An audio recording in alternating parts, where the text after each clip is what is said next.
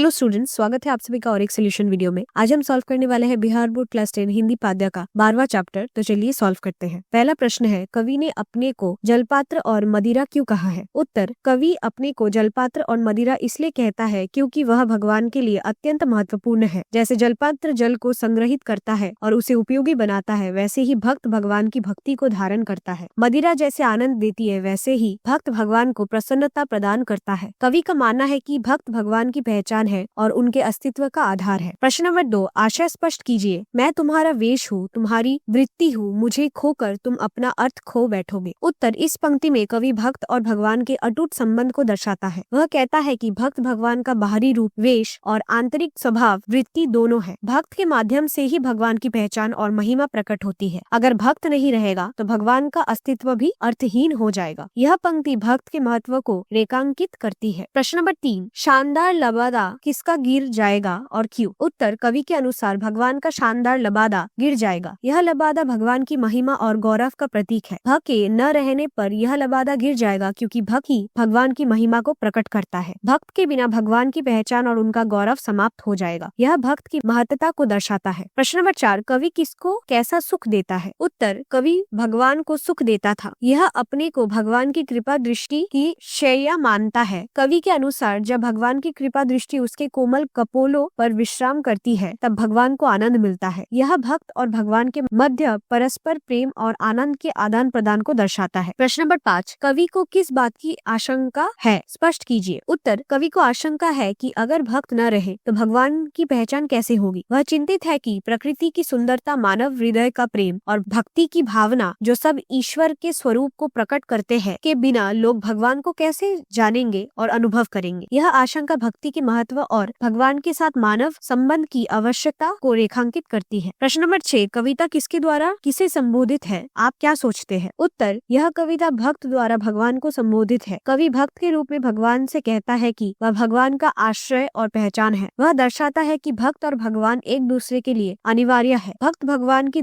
अदृश्य सत्ता को दृश्य रूप देता है। यह दृष्टिकोण मानव जीवन के महत्व को रेखांकित करता है, जिसे ईश्वरीय अंश के रूप में देखा जाना चाहिए। प्रश्न नंबर 7, मनुष्य के नश्वर जीवन की महिमा और गौरव का यह कविता कैसे बखान करती है? स्पष्ट कीजिए। उत्तर, यह कविता मानव जीवन की महिमा को उजागर करती है। यह दर्शाती है कि मनुष्य ईश्वर का प्रतिबिंब है। कवि मनुष्य को भगवान का जलपात्र, मदिरा, वेश और वृत्ति कहकर उसकी महत्ता बताता है। यह नश्वर जीवन को ईश्वरीय सत्ता का वाहक बनाता है। कविता का मूल भाव है कि मनुष्य के बिना भगवान की कल्पना भी संभव नहीं है, जो मानव जीवन के अद्वितीय महत्व को दर्शाता है। प्रश्न नंबर 8, कविता के आधार पर भक्त और भगवान के बीच के संबंध पर प्रकाश डालिए। उत्तर, कविता भक्त और भगवान के बीच गहरे परस्पर निर्भर संबंध को दर्शाती है। भक्त को भगवान का जलपात्र और मदिरा कहा गया है, जो उनकी अनिवार्यता दर्शाता है। भगवान की सत्ता भक्त पर निर्भर है, जबकि भक्त भगवान से अपना अर्थ पाता है। यह संबंध एक दूसरे के पूरक के रूप में चित्रित किया गया है, जहाँ दोनों एक दूसरे के बिना अधूरे हैं। प्रश्न नंबर 9, लौट कर आऊंगा फिर कविता का सारांश अपने शब्दों में लिखे। उत्तर, यह कविता भक्त और भगवान के अटूट संबंध को दर्शाती है। कवि भक्त के रूप में भगवान से पूछता है कि उसके बिना भगवान का क्या होगा। वह स्वयं को भगवान का जलपात्र, मदिरा, आवरण और पादुका बताता है। कवि कहता है कि वही भगवान की पूजा करता है, उन्हें घर देता है और उनकी महिमा का बखान करता है। कविता का मुख्य संदेश है कि भगवान की महानता मनुष्य पर निर्भर है और दोनों एक दूसरे के लिए आवश्यक है। अब आते हैं भाषा की बात पर। प्रश्न नंबर 1, कविता से तत्सम शब्दों का चयन करें एवं उनका स्वतंत्र वाक्यों में प्रयोग करें। उत्तर, जलपात्र जलपात्रक हो गया। वृत्ति, भीख मांगना उसकी वृत्ति है। गृहहीन, वह गृहहीन है। निर्वासित, वह निर्वासित हो चुका है। पादुका, पादुका नया है। सूर्यास्त, सूर्यास्त हो गया। प्रश्न नंबर 2, कविता में प्रयुक्त क्रियाओं का स्वतंत्र वाक्यों में प्रयोग करें। उत्तर, बिखर, उसकी स्वप्न बिखर गया। सूखना, लकड़ी सूखी है। खोकर, सब कुछ खोकर उसने संन्यास ले लिया। भटकना, वह भटकता है। गिरना, वह सीढ़ी से गिर गया। खोजन, नौकरी की खोज में राम खाक छानता है। प्रश्न नंबर 3, कविता से अव्यय पद चुने। उत्तर, जब, तब, टूटक, बिना, दूर। और इसी के साथ आज का सोल्यूशन वीडियो यही समाप्त होता है। जल्द लौटेंगे और एक सोल्यूशन वीडियो के साथ। तब तक कीप लर्निंग।